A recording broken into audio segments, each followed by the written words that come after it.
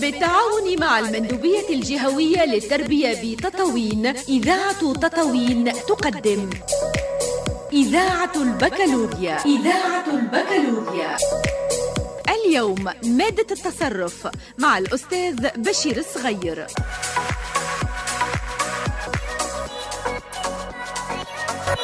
Tous, bienvenue à la séance Radio Baccalauréat consacrée aujourd'hui à la matière de gestion adressée aux élèves de la 4e année économie et gestion.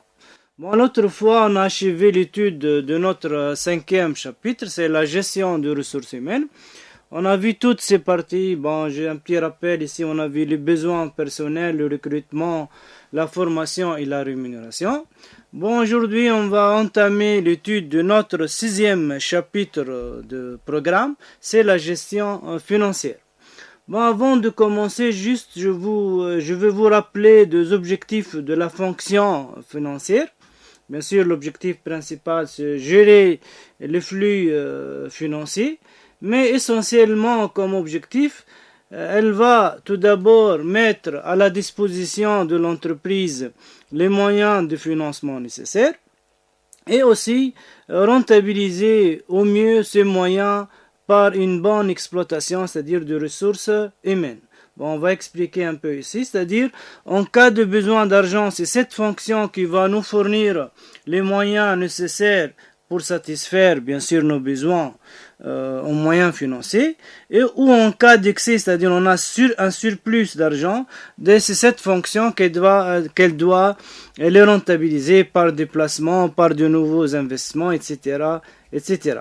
Bref, bon, la gestion financière doit essayer toujours d'atteindre un objectif très important dans l'entreprise, c'est l'équilibre financier. Bon, je reviens maintenant à notre 6e chapitre, chapitre 6, on a dit c'est la gestion financière, qui est un chapitre un peu long, c'est très long ce chapitre. C'est pour cela qu'on va le répartir, on va le diviser en plusieurs parties. Bon, la grande partie de ce chapitre, on va le diviser en 4 grandes parties. La première partie sera réservée au financement du cycle d'investissement, La deuxième sera réservée et consacrée pour le financement du cycle d'exploitation. La troisième partie, on va voir dans cette partie l'adaptation de ressources aux besoins financiers. Et la quatrième partie, c'est-à-dire la dernière partie, on va voir le programme et le budget. Bon, pour notre première partie, c'est-à-dire qu'on va le voir aujourd'hui, on a dit c'est concernant le financement des cycles d'investissement. On va les répartir en 3 sections. La première section, on va parler de sources de financement. Les sources de financement, bien sûr, des investissements. La deuxième partie, ça sera consacré pour les choix d'investissement. Et la troisième, c'est le choix de mode de financement. Bon, aujourd'hui, on a dit on va traiter la première partie, c'est les sources de financement des investissements. Bon, pour cette partie, normalement, on doit d'abord connaître les différentes sources de financement, des investissements bien sûr, et il faut par la suite procéder au calcul lié à chaque source. Bon, pour les sources d'abord, on va voir les différentes sources de financement des investissements. Bien sûr, ces sources, puisqu'on est en train de financer des investissements, ces sources doivent être à long terme, c'est-à-dire doivent être de ressources durables, puisque on va l'utiliser pour financer une activité durable, c'est l'activité d'investissement qui est une activité à long terme. Bon, comme on a dit, donc, ces moyens doivent être durables pour financer le cycle d'investissement, pour assurer bien sûr notre objectif dans cette partie, c'est l'équilibre financier. Un investissement durable, donc, il doit être financé par des ressources durables. Pour les différentes sources, c'est-à-dire les moyens de financement de cycle d'investissement, on va les classer en 2 grandes catégories. Il y a 2 grandes catégories de ces moyens. Il y a d'abord les sources internes et des sources externes. Pour les sources internes, on a 2. Il y a 2 sources. C'est l'autofinancement et la cession d'éléments d'actifs, c'est-à-dire les immobilisations. Et pour les sources externes, la même chose ici, il y a deux. Il y a l'augmentation des capitales, il y a les crédits bancaires, crédit bail, c'est-à-dire leasing, etc. Bon, l'essentiel, c'est financement par endettement, c'est-à-dire par du crédit, par des emprunts. Bon, à propos de sources internes, on a dit qu'il y a deux sources, à savoir, on va le voir les deux par la suite, c'est l'autofinancement et la cession. On va commencer par l'autofinancement. Qu'est-ce que ça veut dire autofinancement et comment on va le calculer. Donc, pour l'autofinancement, c'est quoi? C'est le financement de l'entreprise par elle-même. C'est-à-dire, on va utiliser des ressources internes dégagées ou à partir de l'activité de l'entreprise. Bon, pour le calcul de l'autofinancement, c'est-à-dire à quoi est égal l'autofinancement, il est égal à la capacité d'autofinancement. Bon, on le note par CAF. Autofinancement égale capacité d'autofinancement CAF moins dividende. On va expliquer ce que ça veut dire CAF. On va voir aussi comment on calcule la CAF. La CAF, c'est quoi? La CAF, c'est une ressource interne, puisqu'on a dit. C'est une ressource, une somme d'argent dégagée par l'activité de l'entreprise et qui pourra être consacrée à financer des investissements, par exemple. C'est-à-dire, on va utiliser cette somme d'argent, cette ressource, pour financer l'activité de l'entreprise. Si on dit activité, c'est-à-dire activité d'investissement, on peut aussi l'utiliser pour financer l'activité d'exploitation, c'est-à-dire l'activité à court terme. Bon, pour les calculs de la CAF, quoi est égal la CAF? La CAF, normalement, en général, la CAF, c'est quoi? C'est la différence entre le produit encaissable et et les charges décaissables, c'est-à-dire CAF égale capacité d'autofinancement égale produit encaissable moins charge décaissable. Bon, à partir de cette relation, on peut aussi dégager ou prévoir une deuxième formule pour le calcul de la CAF à partir de résultats, c'est-à-dire pour le calcul de résultat, à quoi est égal le résultat? C'est la somme de produits, total de produits, moins total de charges. Donc, on va utiliser le résultat ici pour calculer la CAF. Donc, de résultat, on va laisser à côté les charges non décaissables et les produits non encaissables. C'est-à-dire, on va laisser que les produits encaissables moins charges décaissable, c'est-à-dire la formule, ça sera donc résultat de l'exercice plus charge décaissable. Pourquoi plus? Parce qu'on a déjà retranché au début lorsqu'on a calculé le résultat, c'est-à-dire on a fait produit moins charge. Maintenant, on va le réintégrer, c'est-à-dire on va l'ajouter de nouveau. Moins produit encaissable. Pourquoi moins ici? Parce qu'au début, on a considéré les produits, c'est comme plus produit encaissable moins charge décaissable. Donc, je répète la formule de la CAF à partir, bien sûr, de résultats. C'est résultat de l'exercice plus charge non décaissable moins produit non encaissable. Bon, on va prendre maintenant un petit exemple, une petite application pour le calcul de la CAF. Et bien sûr, à partir de la CAF, on va calculer l'autofinancement. Donc, je vous donne un petit exemple. Pour l'entreprise A, on vous communique le renseignement suivant, pour l'année N par exemple. Les produits, c'est-à-dire somme de produits, on a 500 c'est-à-dire y compris, il y a dans le 500 ici, il y a 50 de produits non encaissables. Donc, avant de passer, on va expliquer ce que ça veut dire produit encaissable et produit non encaissable. Bon, pour les produits encaissables, c'est-à-dire tous les produits qui entraînent l'entrée d'argent, c'est-à-dire il y a entrée d'argent pour l'entreprise. Le produit non encaissable, c'est-à-dire il y a parfois, on peut constater en comptabilité des produits mais qui n'entraînent pas l'entrée d'argent. On a dit on va l'écarter au début. Bon. Pour les charges, il y a charge totale de charges, c'est-à-dire la somme de charges 400. Pour la somme de produits, on a dit 500. Pour la somme de charges, c'est 400, dont, y compris, c'est-à-dire 100 dinars de charges non décaissables. Bon. Qu'est-ce que ça veut dire charge décaissable et charge non décaissable? Bon, pour les charges décaissables, ce sont les charges qui entraînent la sortie d'argent, c'est-à-dire il y a décaissement. Je vous donne des exemples, par exemple l'achat de matières, de marchandises, le paiement du loyer, de salaire, des impôts, des taxes, des intérêts sont toutes des charges décaissables. Bon, il y a d'autres charges non décaissables, que ça veut dire non décaissables, c'est-à-dire qui n'entraînent pas la sortie d'argent. Je vous donne, bon, l'exemple ici le plus utilisé, c'est l'amortissement. Donc, l'amortissement, la dotation aux amortissements, c'est une charge non décaissable. Donc, on va le retrancher par la suite de la somme de charges. Bon, avec ici, bon, pour compléter bon, l'application, on a dit, je répète, bon, les données, les produits, somme de produits, c'est 500, dans lesquels il y a 50, on a dit non encaissables, c'est-à-dire les produits encaissables sont de 450 dinars ou millions, l'essentiel 450. Bon, ici, on a pris des chiffres faciles pour bien assimiler les choses. Pour les charges, il y a 400. Dans 100 non décaissables, c'est-à-dire le non décaissable s'élève bien sûr à 300. Les dividendes à verser en N plus 1, 100 s'élèvent à 70. Bien sûr, ici, les dividendes sont relatifs aux bénéfices de N, mais le versement ou le paiement des dividendes ne sera fait qu'au début de l'année suivante, c'est-à-dire l'année N plus 1. Bon. Je répète, donc j'ai dit pour les dividendes, c'est 70. Donc, deux questions ici à répondre.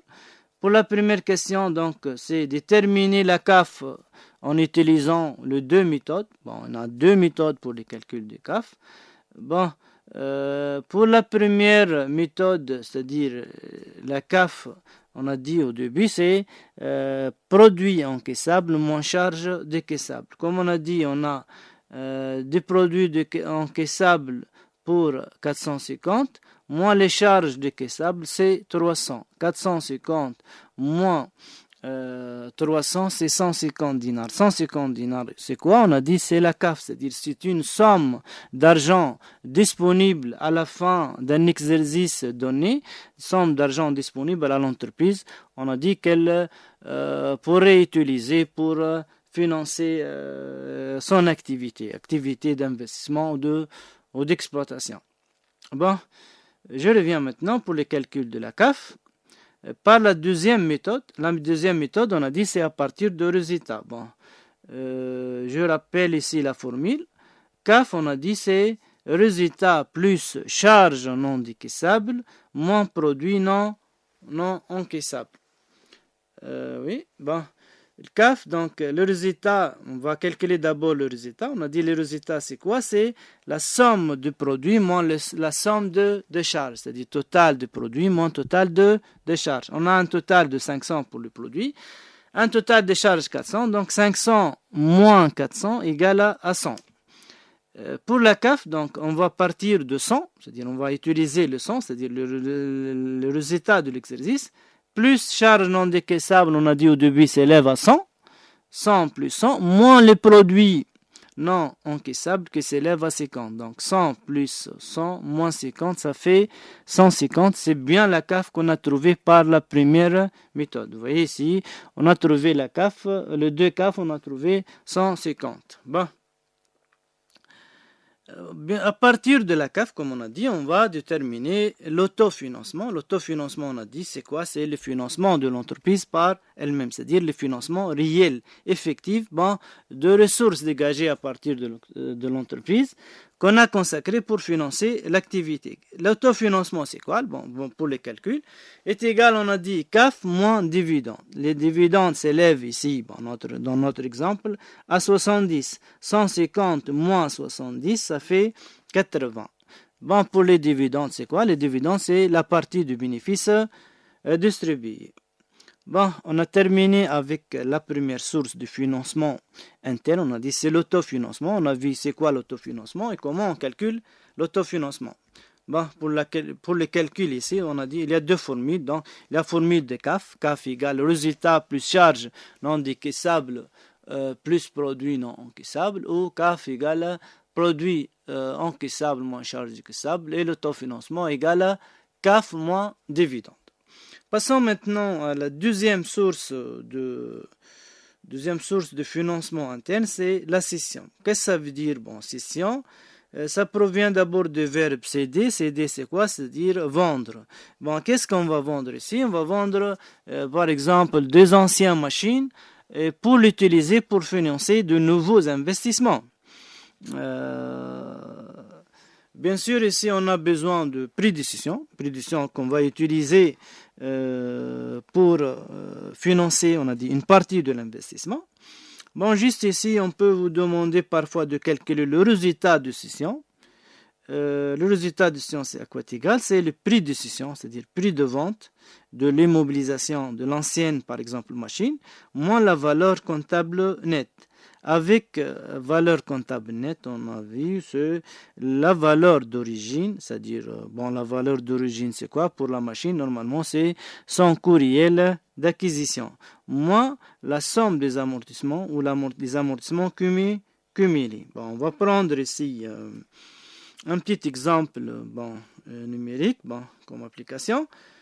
Soit un matériel A acquis il y a 3 ans à 50 000 dinars et amorti linéairement sur 5 ans. Je répète, un matériel acquis pour 50 000, c'est quoi? C'est la valeur d'origine, c'est-à-dire le coût réel d'acquisition, qui doit être toujours, on a dit, exprimé en or TVA. Bon, V0 c'est 50 000, durée de vie c'est 5 ans. Cette machine a été utilisée pendant 3 ans, avant d'être vendue, bien sûr. Il a été vendu, par exemple, pour 25 000 dinars. 25 000 dinars, c'est quoi? C'est le prix de vente ou prix de cession. Bon, pour le calcul ici, d'abord, il faut calculer la valeur comptable nette. C'est quoi la valeur comptable nette? Normalement, c'est la valeur de la machine le jour de cession, c'est-à-dire la date dans laquelle on a vendu la machine. Combien ça vaut la machine ou le matériel vendu? Puisqu'on a dit cette machine a été acquise pour 50 000, on a utilisé cette machine pendant 3 ans, bien sûr sa valeur va diminuer à cause de l'usage, de l'utilisation. Bien sûr, lorsqu'on utilise un matériel ou une machine, par exemple, sa valeur sera amortie peu à peu. Bon, c'est-à-dire sa valeur va diminuer. Donc ici, je reviens à l'application. Valeur comptable V0, c'est 50 000. Moins, il faut calculer d'abord l'annuité d'amortissement, c'est-à-dire combien la valeur de la machine diminue chaque année. L'annuité d'amortissement, c'est-à-dire la diminution de valeur subie par la machine chaque année. Bon, ici, on a la valeur, quoi égale, l'annuité d'amortissement, on a vu dans ce chapitre, c'est la valeur d'origine divisée par N, par la durée de vie, ou valeur d'origine fois taux d'amortissement. Parfois, on peut vous donner le taux ou la durée de vie. Si on vous donne la durée de vie, je divise par la durée de vie. Si on vous donne le taux d'amortissement, donc on va multiplier par le taux d'amortissement. Ici, on vous donne la durée de vie, donc l'amortissement, ça sera égal, puisque la valeur d'origine, c'est 50 000 divisé par 5, ça fait 10 000. C'est-à-dire, la machine diminue chaque année 10 000 dinars. Normalement, après 5 ans, sa valeur, ça sera égal 0, puisque la valeur va diminuer de 5 fois 10, ça fait 50. Donc, on dit que la machine est totalement amortie. Bon, je reviens pour l'application. Puisqu'on a dit que cette machine a été acquise il y a 3 ans, c'est-à-dire, normalement, sa durée d'utilisation, on a utilisé la machine pendant 3 ans. Donc, ça sera amorti pour 3 ans. 10 fois 3, ça fait 30 000. Donc, la valeur comptable nette le jour de cession, c'est 50 000 moins 10 000 fois 3, c'est-à-dire 30 000, ça égale à 20 000. 20 000, c'est quoi? C'est la valeur de la machine le jour de cession. C'est-à-dire, lorsqu'on a vendu la machine, sa valeur est égale à 20 000. Bon, on calcule maintenant le résultat de cession. À quoi est égal, on a dit le résultat de cession, c'est prix de cession moins valeur comptable nette. On a vendu la machine, on a dit pour 25 000. Sa valeur maintenant c'est 20 000, c'est-à-dire on a réalisé un gain ou un profit de cession est égal à 5 000. Bon, comme ça on a terminé donc cette première partie, c'est-à-dire les sources de financement des investissements, les sources internes. On a dit il y a 2, autofinancement et l'autofinancement et la cession des immobilisations. Donc, reprenons notre séance d'aujourd'hui. On a dit qu'elle est réservée à la première partie du chapitre 6, la gestion financière. Donc, comme on a dit au début, on va traiter aujourd'hui les sources de financement des investissements. Donc, dans la première partie de notre séance, on a parlé des sources internes. On a dit il y a deux. Autofinancement et cession. Passons maintenant aux sources externes, c'est-à-dire les sources qui peuvent provenir de l'extérieur de l'entreprise. Les sources externes, comme on a dit au début, il y a deux. Il y a l'augmentation du capital et les crédits. Crédit bancaire, emprunt, endettement, crédit bail, l'essentiel c'est un crédit. On va commencer par l'augmentation du capital. Qu'est-ce que ça veut dire augmentation du capital? Si l'entreprise a besoin de l'argent, dans ces cas, elle peut faire appel aux associés pour faire de nouveaux apports, pour augmenter les capitaux. Ici, cette augmentation peut être faite soit par les anciens, comme aussi on peut recourir à de nouveaux associés, de nouveaux actionnaires pour nous faire de nouveaux apports. L'essentiel, notre objectif ici, c'est augmenter les capitaux. Donc, l'augmentation des capitaux, c'est une source externe du financement des investissements. Bien sûr, sa durée de vie est limitée, mais l'essentiel, c'est une source externe qui provient de l'extérieur de l'entreprise. C'est-à-dire les ressources qu'on va utiliser ne sont pas créées par l'activité de l'entreprise. Pourquoi on a considéré que l'augmentation des capitaux est une source externe. Pour les crédits, c'est-à-dire l'emprunt, généralement, ces emprunts sont contractés auprès de banques.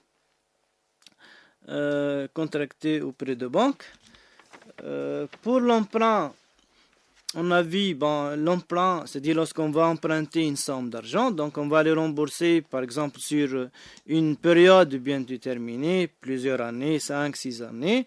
L'essentiel pour rembourser l'emprunt, on a deux modalités de remboursement. Soit on va le rembourser par amortissement constant, c'est-à-dire chaque année je rembourse une somme égale, bien sûr l'amortissement c'est une partie de l'emprunt. Le premier travail ici, c'est lorsqu'on vous donne la première modalité, le premier mode, c'est-à-dire remboursement par amortissement constant. Dans ces cas, il faut commencer par le calcul de l'amortissement constant. À quoi est égal l'amortissement constant? C'est la valeur d'origine, c'est-à-dire la valeur de l'emprunt divisée par n. N, c'est quoi? C'est la durée de remboursement. Si on a par exemple un emprunt de 100, s'il est remboursé sur 5 ans, chaque année, on va rembourser la partie de l'emprunt, c'est-à-dire sans intérêt, c'est 20. 100 sur 5, c'est 20. On appelle ça l'amortissement constant. Aussi, l'emprunt peut être remboursé par des annuités constantes. Qu'est-ce que ça veut dire annuité? L'annuité, normalement, c'est la somme à verser chaque année. Bien sûr, lorsqu'on va rembourser la banque, lorsqu'on va payer, on va payer une partie de l'emprunt plus des intérêts. Dans ces cas, la même chose comme dans le premier cas, donc il faut commencer par le calcul de l'annuité. L'annuité à quoi est égale, c'est-à-dire l'annuité constante, c'est la valeur d'origine de l'emprunt fois la table financière 5. Et on va revenir par la suite aux tables financières, on va voir l'utilité de chaque table. Table financière, normalement, c'est égal I divisé par 1 moins 1 plus I à la puissance moins n. L'essentiel, vous devez ici utiliser cette table pour calculer l'annuité constante. La valeur de la table, vous trouvez près dans la table financière. Juste, vous allez prendre la valeur de l'emprunt et vous allez le multiplier par la valeur d'origine. Vous trouvez l'annuité constante, c'est-à-dire la somme qu'on va payer chaque année. On va prendre ici un petit exemple concernant le tableau de remboursement de l'emprunt. Qu'est-ce que ça veut dire tableau de remboursement? C'est-à-dire lorsqu'on va emprunter une somme d'argent, normalement la banque vous donne avec l'emprunt un tableau dans lequel elle va vous expliquer combien chaque année vous allez payer, combien il vous reste à payer, les intérêts, c'est-à-dire tous les détails concernant les emprunts. Ces détails concernant le remboursement de l'emprunt, on le trouve dans un tableau qu'on appelle tableau d'amortissement de l'emprunt. On a dit il y a deux cas. On va commencer par le premier cas. c'est-à-dire remboursement par amortissement constant. On a dit au début, il faut commencer par le calcul de l'amortissement constant. L'amortissement constant égale à quoi? Égale la valeur d'origine, c'est-à-dire le montant de l'emprunt divisé par la durée de vie, c'est-à-dire la durée de remboursement, c'est N. Bon, on va prendre ici un emprunt de 100 pour simplifier les choses. 100 remboursable sur 4 années. Donc, pour l'emprunt, toujours on doit fixer le montant de l'emprunt. On a dit ici c'est 100. Il faut aussi fixer la durée de remboursement N. Bon, ici on a dit c'est 4. Et le taux d'intérêt, c'est-à-dire le taux avec lequel on va calculer les intérêts. Bon, bien sûr, avec le mode de remboursement. Bon, ici, le mode de remboursement, c'est amortissement constant. Donc, le premier travail, on a dit, c'est calculer l'amortissement constant. À quoi est égal l'amortissement constant? C'est 100, c'est V0, divisé par 4 égale 25 dinars, c'est-à-dire chaque année, on va rembourser une partie de l'emprunt égale à 25. Qu'est-ce que je fais lorsqu'on vous demande de présenter les tableaux de l'emprunt? Dans ces cas, je veux directement inscrire les montants de l'amortissement dans la colonne amortissement, 25 4 fois, pour ne pas l'oublier par la suite. Bon, je mets 25 dans les 4 lignes de la colonne amortissement, puis je commence donc la présentation de tableaux. Donc, il y a au début dans les tableaux, bien sûr, les périodes. On a 4. Par la suite, vous avez les capitales restant dues au début de période. Les intérêts, l'amortissement, on a dit, c'est... par la suite, il y a les annuités. Et à la fin, vous trouvez les capitales restant dues à la fin. Et on va voir chaque élément, comment on va le calculer. Bon, pour les capitales, au début, c'est normalement calculé. Pour la première année, c'est V0. L'intérêt se calcule toujours sur les capitales restant dues au début. Donc, l'intérêt égale capital au début fois U. Fois I, c'est le taux. Taux sur 100. Si on a, par exemple, ici, on va prendre un taux de 10%. I, c'est 0,10. Bon, c'est-à-dire 10 sur 100. L'amortissement, bien sûr, c'est calculé au début. On a dit V0 sur N. Pour l'annuité, à quoi est égal l'annuité? Est égal ici, c'est la somme de l'amortissement plus l'intérêt. Bon, annuité pour le premier cas est égal à l'amortissement plus l'intérêt. Le capital fin, à quoi est égal? C'est les capitales au début moins les amortissements. Bon, par exemple, ici on a 100, on va retrancher le premier 25. 100 moins 25, ça fait 75. 75, c'est le capital à la fin de la première année, avec lequel on va commencer la deuxième année. Ça sera le capital au début de la deuxième année. Donc, 75, la même chose, je calcule les intérêts fois I 7,5. L'amortissement, c'est toujours le même, donc 25. L'annuité, ça sera 32,5, c'est-à-dire amortissement plus intérêt. Le capital fin à quoi est égal, c'est toujours, on a dit, capital au début 75 moins 25 égale 50. Ici, il faut faire attention. C'est-à-dire, il y a des élèves parfois, ils retranchent l'annuité. Comme dans ces cas, ils ne vont pas trouver le 0 à la fin. Bon, car la somme, toujours normalement, la somme des amortissements doit nous redonner le montant de l'emprunt. C'est pourquoi qu'il faut toujours, pour calculer les capitales à la fin, il faut retrancher l'amortissement et non pas l'annuité. Il faut faire attention à cette partie-là. Bon, puis par la même chose donc pour les autres lignes du tableau, je commence par les capitales au début, l'intérêt capital au début fois I, amortissement c'est déjà calculé, l'annuité c'est A plus I, et le capital fin c'est capital au début moins l'amortissement. On a dit il faut faire attention à ce capital-là. Bon, pour la deuxième modalité de remboursement, on a dit c'est remboursement par annuité constante. On a dit la première chose à faire ici, c'est déterminer l'annuité constante qui est égale à V0 fois la table 5. Donc, je calcule l'annuité constante, je le mets à sa place, donc dans la colonne annuité. Maintenant, dans ces cas, il me reste à calculer l'amortissement. Bien sûr, il faut toujours revenir à la relation qui est très importante ici, c'est l'annuité doit être toujours égale à l'amortissement plus intérêt. On va expliquer par la suite ça. Bon, donc, pour les calculs des intérêts, c'est la même chose. Capital au début fois I, donc 100 fois 0,10, ça fait 10. Pour l'amortissement, on a dit c'est l'annuité moins l'intérêt. Les capitales à la fin, c'est la même chose aussi. Capital au début moins amortissement. Et, bon, juste une petite remarque ici pour ce mode de remboursement. Dans la dernière ligne, il faut faire attention parce que les calculs, ça change un peu ici. Puisque on a dit à la fin, il faut trouver toujours 0, c'est-à-dire les capitales à la fin de l'année N, la dernière année, il faut trouver 0. Comme ça, donc, qu'est-ce que je fais? Je fais, bon, ici, les capitales au début de la quatrième, bon, ici, la dernière année dans d'autres tableaux, capital à la fin, je les mets directement dans la colonne amortissement, c'est-à-dire l'amortissement ne sera pas calculé maintenant, annuité moins intérêt, c'est-à-dire je commence par les calculs de l'amortissement.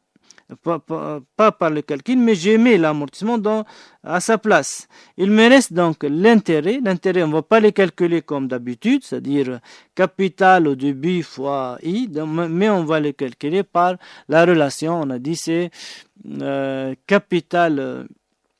l'annuité moins l'amortissement. Bon, ça c'est pour ces deux modalités de remboursement de l'emprunt. On a dit il y a deux modes, amortissement constant et annuité constante. Juste, on va expliquer quelques relations concernant donc l'emprunt. D'abord, il faut, bien sûr, ce sont des relations très importantes.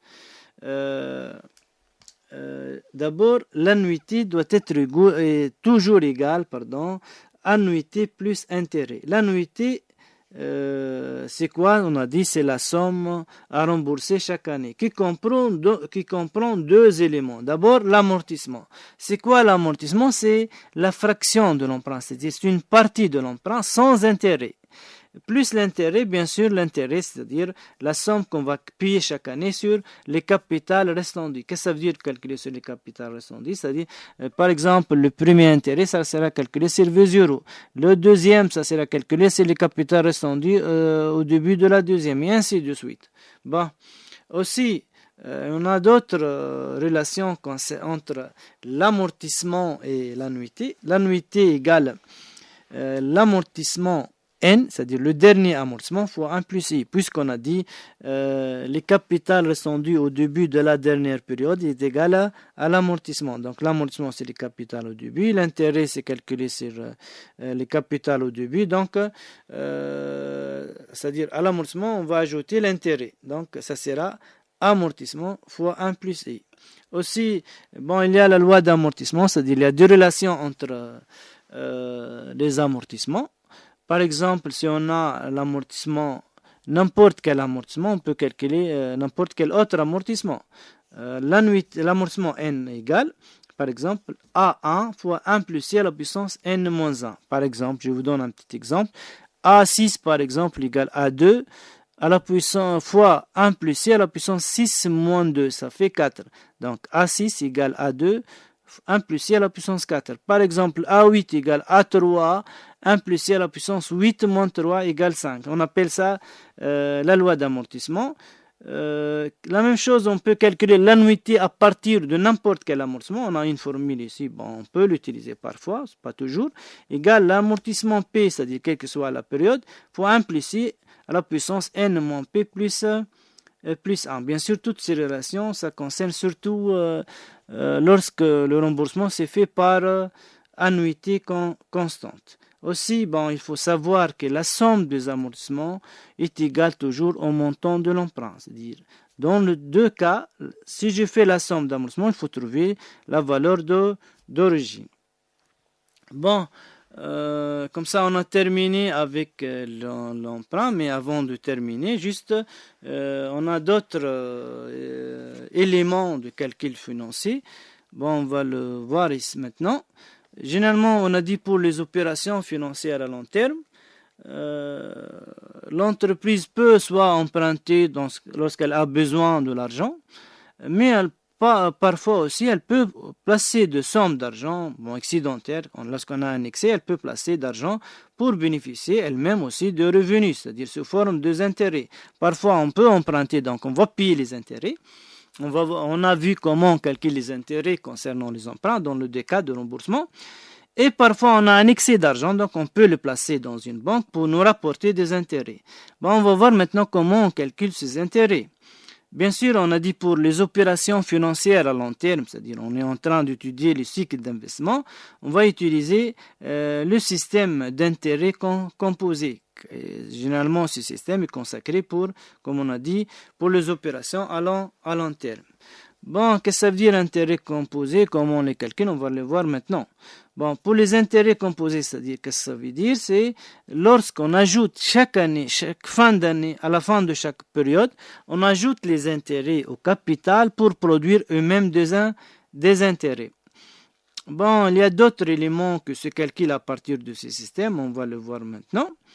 Bon, comme on a dit pour ces systèmes, les intérêts composés, donc les intérêts s'ajoutent toujours au capital pour produire eux-mêmes des intérêts. Bon, parfois, on peut vous demander, en utilisant bien sûr ce système d'intérêts composés, de calculer soit la valeur acquise, soit la valeur actuelle. Qu'est-ce que ça veut dire? Bon, aujourd'hui, on va juste voir, puisqu'on n'a pas le maximum, bon, on n'a pas le temps nécessaire, donc on va voir juste, on va se limiter à l'étude de la valeur acquise. La prochaine fois, Inch'Allah, on va voir la valeur actuelle. Bon, pour la valeur acquise, qu'est-ce que ça veut dire d'abord valeur acquise? La valeur acquise, c'est le capital augmenté des intérêts, capital plus intérêt. Bon, pour le système d'intérêt composé, on a deux cas qui peuvent se présenter. Donc, on peut vous demander soit de calculer la valeur acquise d'un capital, c'est-à-dire il y a un seul capital qu'on va placer. J'ai 5000 dinars, donc je veux le placer dans une banque. Je veux savoir combien ça sera ce montant. Que deviendra ce montant, après 5 ans, 10 ans, 15 ans, quel que soit, c'est-à-dire la période.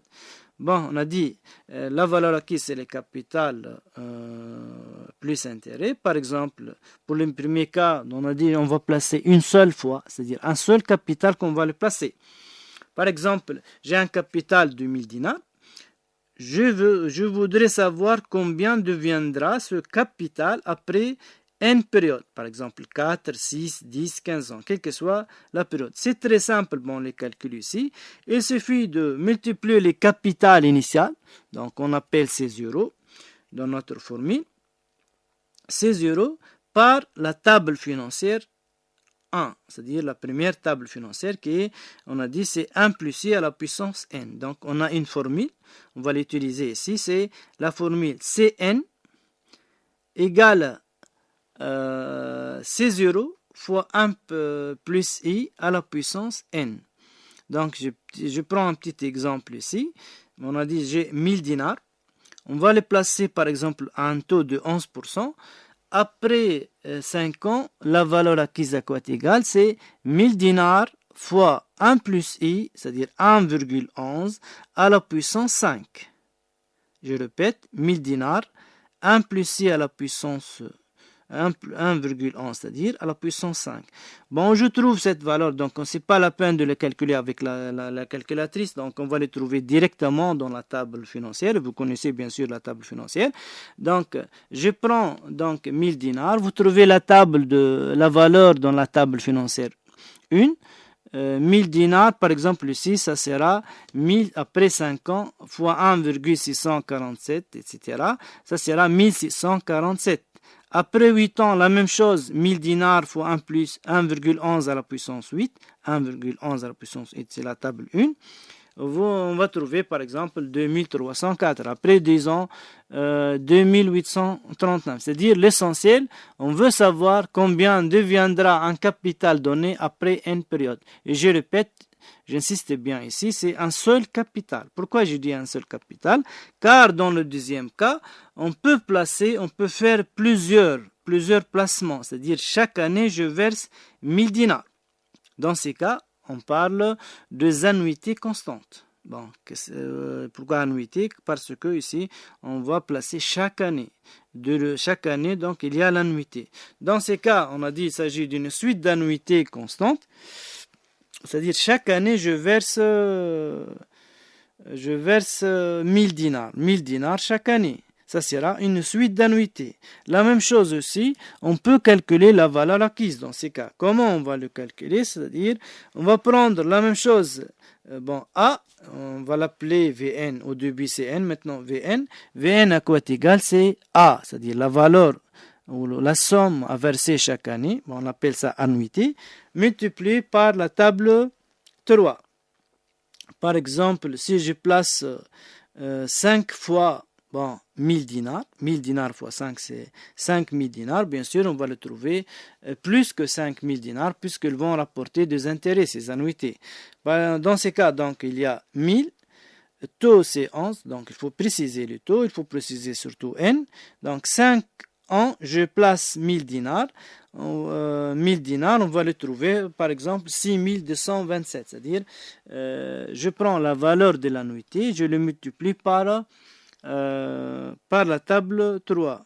Si je le place 8 fois, donc on va trouver 11 857, c'est-à-dire toujours 1000 dinars fois la table 3. Bon, il faut faire attention ici, pour les annuités constantes, il faut distinguer entre les annuités versées au début de période et les annuités versées à la fin de période.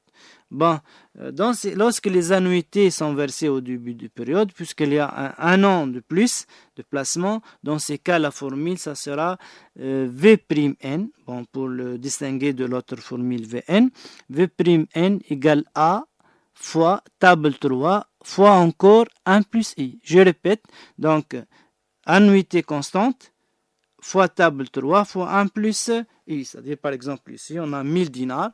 Je multiplie par la table 3 fois 1 plus I. Ça sera, ici, tout pour aujourd'hui. Donc, on a dit surtout les sources de financement des investissements. On a vu les sources internes. Il y a deux, on a dit.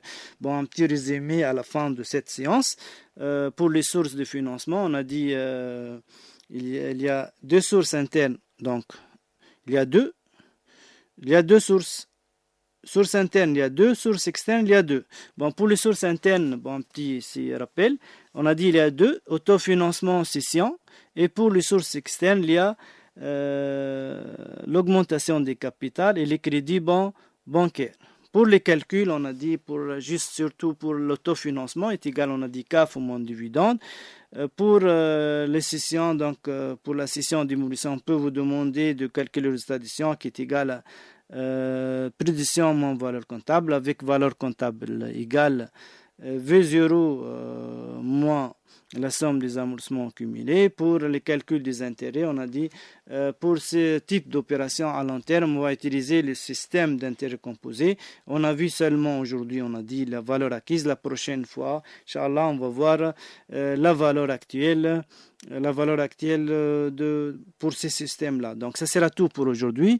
Bon courage et je vous remercie beaucoup d'avoir suivi notre séance.